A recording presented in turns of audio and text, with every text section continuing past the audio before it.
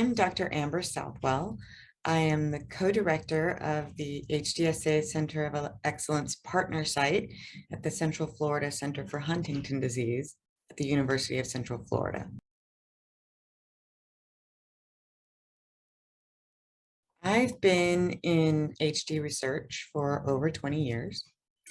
And I started out in a more basic science kind of environment, but in 2009, I moved to Vancouver, and there was a very integrated community there with genetic counselors and neurologists and geneticists all working together with the scientists. The more basic science and clinical were very integrated, and also very integrated with the HD community, family members, caregivers, affected patients. And in this time, I really learned the value of these kinds of partnerships. When you get a group with diverse skills working together, you're able to tackle bigger problems. And I found that this kind of environment really helped. It helped me make my research better. It helped me focus on the things that were going to have the most impact to patients' quality of life.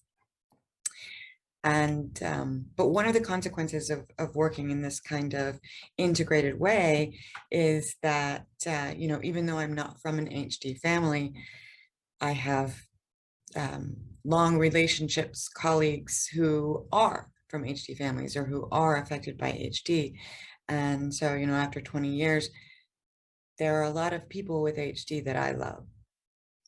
And so, even though I'm not from an HD family, I'm committed to this fight until there's no longer a need. Well, for one thing, in recent years, we've figured out that 1 in 400 people in the general population, so these are people not from HD families, 1 in 400 actually have the HD mutation. It's just a milder form, which means they could get sick later in life, and they have a risk of passing HD to their children, and they're unaware. They have no family history of this disease.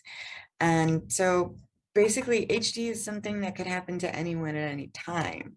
And I think this is a problem for the entire community, not just people from HD families.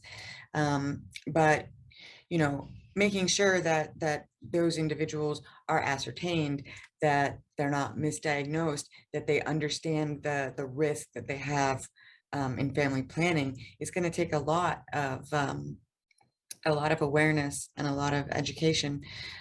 Also, we have some really promising strategies that target the root cause of HD that are in clinical trials or that are rapidly approaching clinical trials. And it's going to take all hands on deck for us to be able to effectively assess all of these experimental approaches. HD is a really big problem. And I've always felt like because it's such a big problem, we need a lot of people working on it, and we need a lot of people working on it in different ways. To get involved if you can. And the reason I say if you can is because, we all have stuff going on, and it's okay to focus on yourself, but having an involved patient and family community helps all of us be better. A community that's working together with us, we're going to better understand how to meet their needs. And also it helps people not be alone. It's a big, scary thing, and it's not something that people need to go through alone. And so community involvement can help with that aspect as well. One other thing I would say is that, we may not have a drug that can slow down Huntington disease. And I think because of that, there's, always a portion of the community that doesn't see an HD specialist.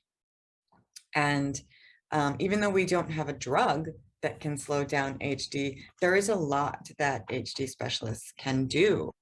Things like neurophysical therapy can help people maintain motor function. Things like um, support animal training, um, the assistive technologies that are available, things like voice banking to help people maintain their ability to communicate longer.